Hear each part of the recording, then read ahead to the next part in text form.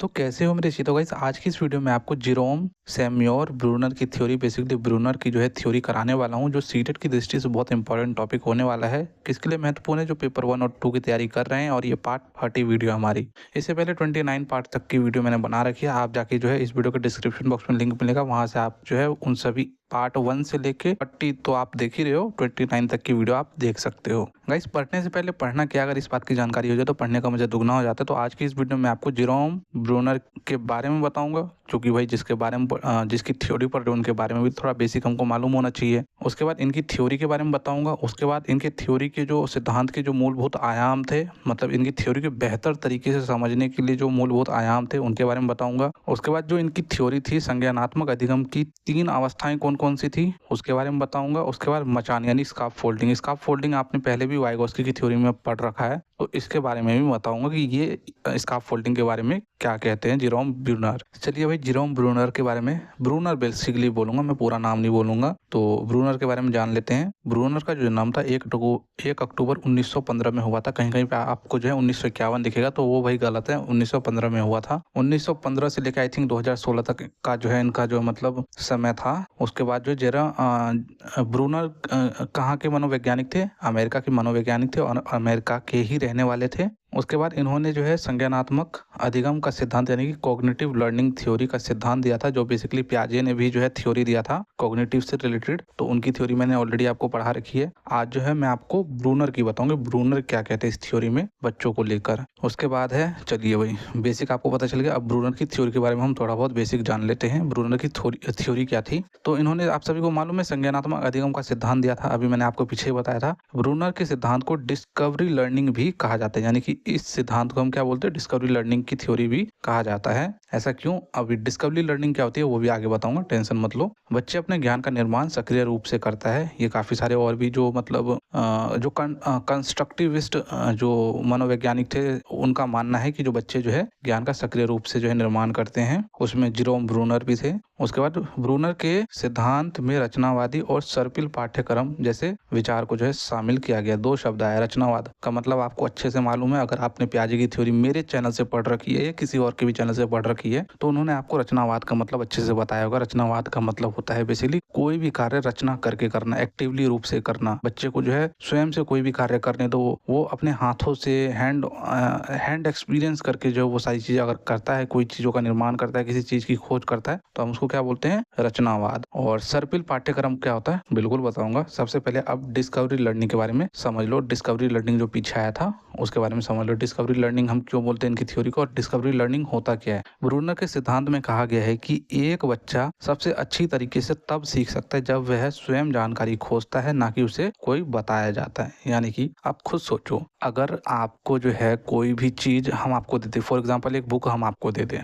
कि लो भाई ये बुक लो, इसमें सीटेट के ना महत्वपूर्ण कंटेंट है, आप क्या करोगे? उसको फिर आप उतना मोटे मोटे कहने का तौर पे यही मतलब है कि अगर मैं आपको बना बनाया पका पकाया खाना अगर आपके सामने परोस दूं ना, तो फिर वो आप जो है क्या करोगे? उसकी उतनी रिस्पेक्ट नहीं करोगे और आप जो है उतना अच्छे से आप सीख भी नहीं पाओगे, क्योंकि वो चीज़ आप पढ़ोगे ही नहीं। क्योंकि अब मैंने जो है मतलब अपने, अब मेरे ही चैनल पे देख लो कितने सारे वीडियोस मैंने जो है सीटेट को लेके, सीडीपी को लेकर बना रखे हैं। मतलब जिस बच्चे ने भी जो है ना मेरे चैनल से सीडीपी को पढ़ लिया ना, तो मैं खुद गारंटी लेता हूँ, क्योंकि मेरे भी 27 मार्क्स आउट ऑफ 30 आए हैं, तो मैं भी ये गारंटी लेता हूँ कि मैं भी 27 मार्क्स आपको दिला सकता हूँ, क्योंकि मेरे पे इतनी नॉलेज है। इसका मतलब दिक्कत क्या है कि ये सारे कंटेंट जो है फ्री ऑफ कॉस्ट है, इसलिए बच्चे इस चीज को जो है रिस्पेक्ट नहीं करते। वही बात यहाँ पे भी कहा गया है कि बच्चा जो है कोई भी चीज तब अच्छे से सीखेगा जब उसके एफर्ट होंगे, जब बच्चा जो है खुद से कुछ करेगा। अगर आप वही चीजें, अगर मैं इसी कंटेंट के पैसे लेता, जो है पैसे देने में आपका एफर्ट लगता कि भाई पैसे हमारी मेहनत की कमाई के हैं और हम पैसे देंगे, तो जो है फिर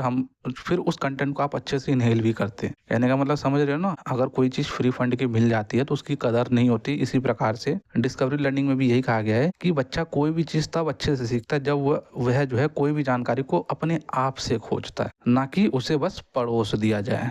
ठीक है भाई, इसका मतलब होता है डिस्कवरी लर्निंग। उसके बाद ब्रूनर का मानना था कि हमें बच्चे को जो है शैक्षिक कार्यक्रम में सक्रिय रूप से शामिल करना चाहिए, ताकि वे अपने अनुभव से ज्ञान का निर्माण कर सके। यानी कि जो कोई भी टीचिंग अगर आप क्लास में भी पढ़ा रहे हो ना, तो बच्चों को क्या करो, उसको अपने साथ जो है क्या करो, अपने साथ शामिल कर लो। ऐसा नहीं कि सिर्फ आप पढ़ाए जा रहे हो, बच्चे जो है पैसिवली सो रहे हैं या आपस में कोई एक दूसरे से बात कर रहे हैं, तो उस टीचिंग का कोई मतलब नहीं हुआ। आप क्या करो, जब पढ़ा रहे हो ना बच्चे को एंगेज रखो अपने में। जैसे फॉर एग्जांपल मैं जब आपको पढ़ा रहा हूँ तो मैं जो है आपको उदाहरण के माध्यम से एंगेज रखता हूँ ताकि आप बोर ना हो, क्योंकि पढ़ाई हर किसी मतलब पढ़ाई जो होती है ना बहुत बोरिंग चीज़ होती है। सही बताऊँ, दुनिया में इससे बोरिंग चीज़ कोई चीज़ नहीं होती है। इसलिए जो हमारा जो देश का साक्षरता दर भी है वो बहुत कम है और बच्चे जो है 11वीं 12वीं करने के बाद छोड़ देते पढ़ाई, क्योंकि पढ़ाई से बोरिंग चीज़ सीरियसली कुछ नहीं है। तो आपको भी क्या करना है, जब आप कक्षा में पढ़ाने जाओगे तब आपको क्या करना है, बच्चों को जो है सक्रिय रूप से जो है क्या करना है, सक्रिय कैसे करोगे। जैसे आप छोटे बच्चों को पढ़ा रहे हो तो आप पहले से ही टीएलएम में कुछ ऐसे मटेरियल बना के ले जाओ, जैसे कुछ मतलब शेर बिल्ली विल्ली का कुछ ऐसे कुछ मतलब मटेरियल बना के ले जाओ और अचानक में जाओ क्लास में, बच्चों ये देखो। बच्चे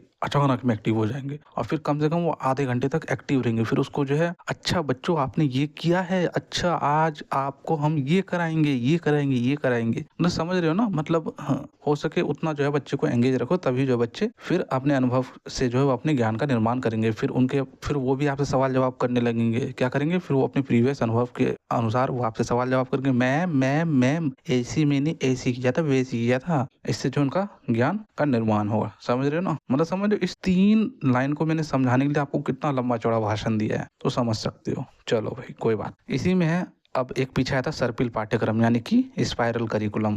तो स्पाइरल करिकुलम क्या होता है, बेसिकली इनकी थ्योरी में हमें देखने को मिलता है, तो ये देख लेते हैं। यह एक प्रकार का शैक्षणिक पद्धति यानी कि टीचिंग मेथड है, शैक्षणिक मेथड है, जिसमें बच्चों को किसी भी पाठ्यक्रम को बार बार पढ़ाया जाता है। यानी कि कोई भी पाठ्यक्रम है, पहले देख लेते हैं, पहले पूरा पढ़ लेते हैं, उसके बाद मैं आपको समझाऊंगा। पहले सरल चीजें सिखाई जाती है और फिर जटिल चीजों की ओर बढ़ा जाता है। इससे बच्चे कोई भी बात जल्दी समझ जाते हैं। वैसे तो मैंने पढ़ दिया, इससे ही आप भी अच्छे से समझ गए, लेकिन फिर भी मैं आपको जो एक उदाहरण के माध्यम से समझाता हूँ। फॉर एग्जाम्पल कोई भी ऐसा वर्ड आता है तो क्या करते हैं हम, आपको सबसे पहले हम उसके सरल चीजें बताते हैं, हम सरल उदाहरण देते हैं। पहले आपको सरल उदाहरण आपने पढ़ भी रखा है ना, हमें जो हमेशा जो है बच्चों को सरल से जटिल की ओर पढ़ाना चाहिए। जो हमारा टीचिंग सूत्र भी है, सरल से जटिल की ओर होना चाहिए। तो हमें ऐसा ही करना चाहिए कि भाई बच्चों को जो कोई भी चीजें, फॉर एग्जाम्पल कोई बच्चा पहली क्लास में, पहली से आप जब 12वीं में गए थे तो क्या जब जो सब्जेक्ट आपने पहली में पढ़ा था क्या वही सब्जेक्ट आपने 12वीं में पढ़ा है? नहीं ना, सब्जेक्ट मतलब वही रहते लेकिन कंसेप्ट तो अलग होते हैं। पहली कक्षा में आपने जो है प्लस माइनस करना सीखा, 5वीं कक्षा में गुना भागा सीखा होगा, 8वीं कक्षा में थोड़े से क्या करे होंगे, थोड़े से जो है मतलब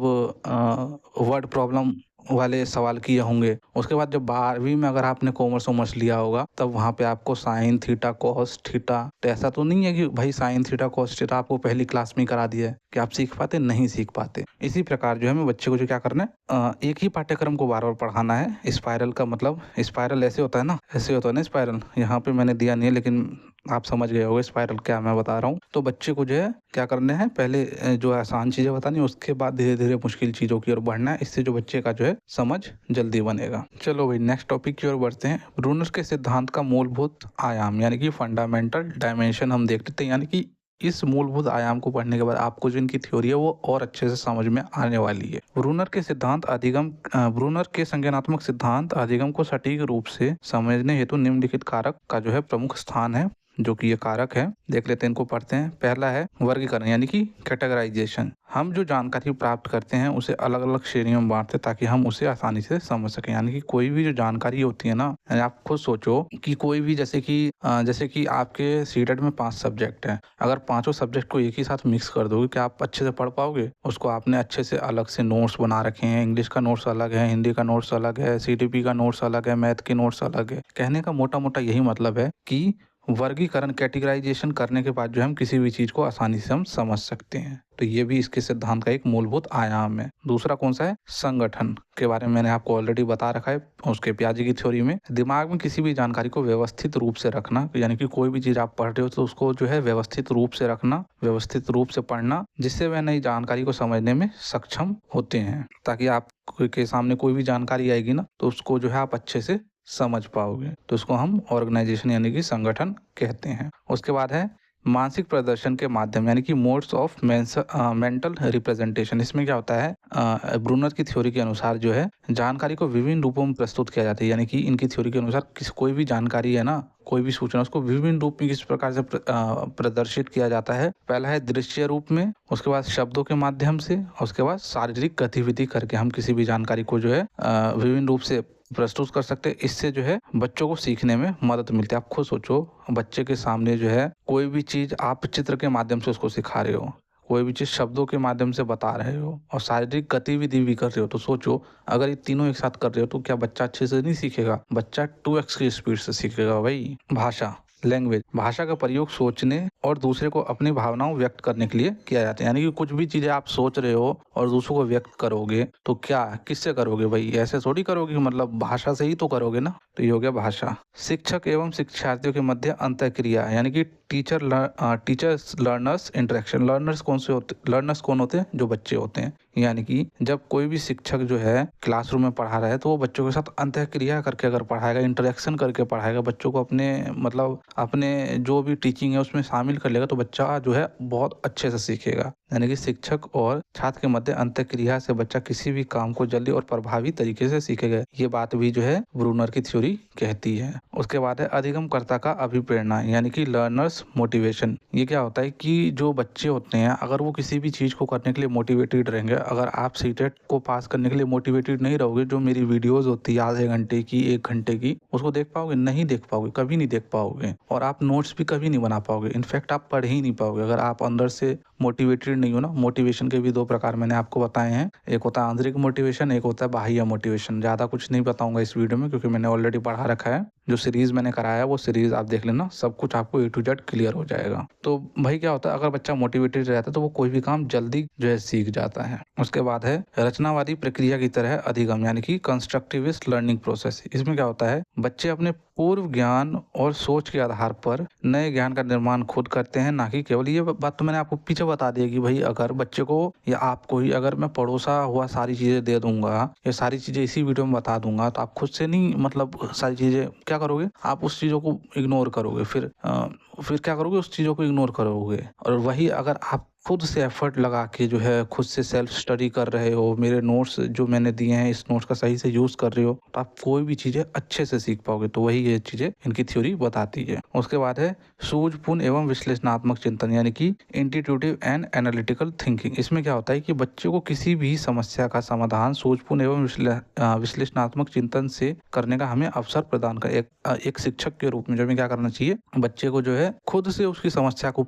जो है क्या करना चाहिए, उनको समाधान करने के लिए प्रेरित करना चाहिए। अगर कोई भी दिक्कत आ रही है, ऐसा नहीं है कि सब कुछ उसको पड़ोसा हुआ दे दो कि ले भाई, अच्छा ये दुविधा आने वाली, ये ले इसका ये आंसर है, अच्छा पेपर आने वाले, ये भाई ये क्वेश्चन है, इसको रट लेना और आपका हो जाएगा काम। तो हमें एज अ शिक्षक के रूप में हमें ऐसा नहीं करना चाहिए, समझ रहे हो ना। उसके बाद है खोज अधिगम, डिस्कवरी लर्निंग। पीछे अच्छे से मैंने आपको बताया है कि यदि बच्चा कोई भी काम अपनी खोज से करेगा तो वह उस काम को अच्छे तरीके से सक्रिय रूप से करेगा और उस चीज को जल्दी सीखेगा, ना कि बना बनाया खाना खिचड़ी बना दिया और पड़ोस दे ले भाई रट ले, तो उसमें जो है ना वो अच्छे से नहीं सीख पाएगा। तो ये आपके जो है मूलभूत आयाम, यानी कि फंडामेंटल, जो बेसिक फंडामेंटल डायमेंशन होते हैं वो मैंने आपको बता दिए हैं। उसके बाद अब इनकी स्टेजेस देख लेते हैं कि संज्ञानात्मक विकास की 3 अवस्था कौन कौन सी, यानी कि स्टेजेस, कॉग्निटिव डेवलपमेंट की स्टेजेस कौन कौन से होते हैं वो देख लेते हैं। पहला है सक्रियता प्रदर्शन, यानी कि इनएक्टिव रिप्रेजेंटेशन। इसमें क्या होता है कि यह जो है प्रारंभिक अवस्था, इसमें 1 से 2 वर्ष तक के जो बच्चे इसमें होते हैं, बच्चे अपने अनुभव को शारीरिक क्रियाओं से समझते हैं, जैसे कि छूना। यानी कि बेसिकली बच्चा जो कोई भी कार्य करता है ना वो अपनी सेंसेस से करता है। यानी कि 1 से 2 साल का जो बच्चा है वो क्या है, छोटा सा मुन्ना है, छोटा बाबू है, तो वो क्या करेगा, वो अपने सेंसेस आर टीचर्स। मैंने आपको बताया था, किसकी थ्योरी में बताया था, पियाजे की थ्योरी में बताया था, senses are teacher. Sensory motor stage में उनका पहला स्टेज कौन सा था, सेंसरी मोटर स्टेज। तो बच्चा क्या करता है, इंद्रियगामक अवस्था, तो उसमें जो बच्चा है क्या करता है, वो अपने इंद्रियों से सीखता है। तो इसी प्रकार इसमें भी है, बच्चा जो है छू कर, चल कर, बोल कर, सूंघ कर, टच कर, स्वाद करके, ये सारी चीज़ों से जो है सीखता है बच्चा। उसके बाद उदाहरण के लिए बच्चा कोई भी वस्तु लेकर इधर उधर घूमता है और उस वस्तु से जानकारी प्राप्त करने की कोशिश करता है। मैंने आपको बताया है भाई, इससे अच्छा एग्जाम्पल पता नहीं मैंने ये वाला एग्जाम्पल क्यों डाल दिया, कंफ्यूजिंग एग्जाम्पल। मैंने आपको पियाजे की थ्योरी में जो इंद्रियगामक अवस्था कराया था उसमें अच्छा सा एग्जाम्पल बताया था कि भाई जो बच्चा है वो अपनी माँ की गोद में जितना कंफर्टेबल है वो दूसरों की गोद में कंफर्टेबल नहीं है। लेकिन इस बात की जानकारी उसको कैसे होती है भाई, वो तो अभी 1 साल का बच्चा, 1 साल के बच्चे को क्या पता कि भाई ये मेरी मम्मी है। अगर उसको जैसे ही दूसरों की गोद में दो, क्या करता है, वो रोने लगता है। रो के ही तो बताएगा, ऐसा थोड़ी है बोल के बताया कि नहीं मेरे को नहीं जाना है। वो तो तो 1 साल का बच्चा थोड़ी बोलेगा। तो वहाँ पे जो है ना वो अपने सेंसेस से, यानी कि उसकी सेंसेस तुरंत बता देती भाई ये तेरी माँ का गोद नहीं है और ये दूसरे की गोद में तू जा रहा है, चल वही जल्दी फटाफट जो है अकॉर्डिंग टू उसके आई थिंक रिबल के अनुसार जो है ये इमरजेंट लिटरेसी होता है। कुछ भी अगर सुसु आ रही है तो रोएगा, और पुसु आ रही है तो भी रोएगा, अगर उसको खाना खाना है तो भी रोएगा, सोना है उसको तब भी रोएगा, मतलब हर चीज़ करने के लिए वो रोएगा और उसकी माँ उसको समझ जाती है। बेसिकली ये सारी चीज़ें वो सेंसेस उसके बताते हैं। ठीक है भाई, तो चलो भाई, उसके बाद है प्रतिमा प्रदर्शन यानी कि आइकॉनिक रिप्रेजेंटेशन। इसमें क्या होता है, इसमें 2 से 6 साल तक के बच्चे आते हैं। इस अवस्था में बच्चे चित्रों, आरेखों या विजुअल सामग्री के माध्यम से जानकारी ग्रहण करते हैं। यानी कि इस अवस्था में जो बच्चे होते हैं ना, किसके माध्यम से जानकारी ग्रहण करते हैं, वो चित्रों के माध्यम से करते हैं। कोई भी चीज देख रहे हैं, पिक्चर्स को ज्यादा से ज्यादा देख रहे हैं तो उससे ज्यादातर जानकारी ग्रहण करते हैं। उदाहरण के लिए बच्चा कोई भी चित्र के माध्यम से अच्छे से सीखता है। अगर आप उसको 10 वर्ड बता रहे हो ना, वो उतना अच्छे से नहीं सीख पाएगा। अगर उसको एक पिक्चर दिखा दोगे, उसको एक पिक्चर दिखा दोगे, बोलोगे बच्चे इसमें आपको क्या चीजें दिख रही है, वो तुरंत जो है उस पिक्चर को रिकॉल करेगा। उस पिक्चर को हटा भी दूंगा तुरंत वो बता देगा कि ये चीज मैम ये चीजें थी इसमें। उसके बाद है सांकेतिक प्रदर्शन यानी कि सिंबॉलिक रिप्रेजेंटेशन। बच्चा जो है अब सिंबल्स के माध्यम से सीख रहा है। सिंबल्स के माध्यम से यानी 6+ वर्ष के बच्चे इसमें आते हैं। यहाँ बच्चे सिंबल्स और शब्दों के माध्यम से अधिक अमूर्त तरीके से सोचने और समझने लगते हैं। अगेन पियाजे की थ्योरी में ही मैंने आपको बताया था। बच्चा, अब आप मुझे कमेंट करोगे कि मैं देखना चाहता हूँ कि आपने पियाजे की थ्योरी पढ़ी है कि नहीं। पियाजे की थ्योरी में सिंबल्स के माध्यम से बच्चा कौन सी स्टेज में सीखता है सिंबल्स के माध्यम से। अब मैं आपको ये भी बताया था दूसरे स्टेज में सीखता है। दूसरे स्टेज का मुझको नाम बता देना बस। तो अमूर्त तरीके से जो है बच्चा सोचने और समझने लगता है सिंबल्स के माध्यम से। उसके बाद उदाहरण के तौर पे जैसे बच्चा गणित शब्दों और विचारों का प्रयोग करके समस्याओं का निवारण करते हैं। यानी कि उसके सामने कोई भी प्रॉब्लम आ रही है तो क्या करेगा, अमूर्त तरीके से जो वो सोचेगा। अच्छा फॉर एग्जाम्पल वो जो है 6 साल के बच्चे को दुकान भेज दो और उसकी मम्मी बताई थी इतने बेटा इतने पैसे वापस होंगे, तो वो जाएगा बोलेगा एंती मेरे को ना 2 तौली तोप दे दो, तो 2 तौली तोप दे दो। उसने जो है दिए हैं 5 रुपए, तो 2 लेगा। आंटी को मैंने दिए 5 रुपए, मैंने 2 लॉलीपॉप लिए 1 वाले, तो आंटी मुझे कितने वापस देगी। तो वो अपने आप की समस्या का समाधान करेगा ऐसे करके। अब ये कोई मत कहना कि 6 साल का बच्चा दुकान नहीं जा सकता। 6 साल का बच्चा दुकान जाता है, आपका नहीं जाता होगा वो अलग बात है। उसके बाद नेक्स्ट है मचान यानी कि स्कार्फ फोल्डिंग। ये जो है हमने वाइगोस्की की भी थ्योरी में पढ़ी है, उन्हीं के द्वारा दिया गया है स्कार्फ फोल्डिंग। लेकिन जो फेमस हुआ है ना वो ब्रूनर की थ्योरी के बाद फेमस हुआ है। तो यहाँ पे इसका मतलब भी होता है अस्थायी मदद। अस्थायी मदद जैसे क्लू हो गया, हिंट हो गया, ये सारी चीजें हो गई। कोई आइडिया दे दो, अगर बच्चा कहीं पे फंस रहा है किसी चीज में तो उसको जो है वहां पे मदद कर दो, अस्थायी मदद कर दो, ताकि बच्चा जो है उस चीजों को करने लग जाए। फॉर एग्जाम्पल आपको जो है मैंने अस्थायी मदद ही तो दे रहा हूँ, ऐसा तो है नहीं कि बिल्कुल आप 0/सन्नाटा थे। आप जब मेरे पास आए, हमारे चैनल के पास आए पढ़ने के लिए, गुरुजी हमको पढ़ा दो, तो मैंने बोला ठीक है मेरे चीतो मैं आपको पढ़ाऊंगा। तो आप जो है पहले क्या कर रहे थे, 15-20 नंबर तक का आप कर रहे थे, और मैंने जो है आपको थोड़ा सा हिंट दिया तो और 2-4 नंबर और इंक्रीज कर लिया आपने। तो ये मैंने आपको क्या किया, अस्थायी मदद की। अब ये थोड़ा सा नोट्स के माध्यम से देख लेते हैं। यह एक शैक्षणिक प्रक्रिया है, टीचिंग मेथड है। इसमें बच्चे को जो है उनके शिक्षक के द्वारा किसी भी कार्य को करने के लिए अस्थायी मदद करते हैं जब तक कि बच्चा उस कार्य को सही ढंग से करने न लगे। यानी कि कोई भी कार्य जो बच्चा है अगर उसमें जो है लैग कर रहा है, अगर उसको रुकावट आ रही किसी चीज में, तो शिक्षक के रूप में जो है मैं उसकी मदद तब तक करनी चाहिए जब तक कि वो कार्य करने को सही ढंग से न लग जाए। ठीक है भाई, तो आज की वीडियो में इतना ही। वीडियो अच्छी लगी तो लाइक शेयर एंड सब्सक्राइब करें। जय हिंद, जय भारत।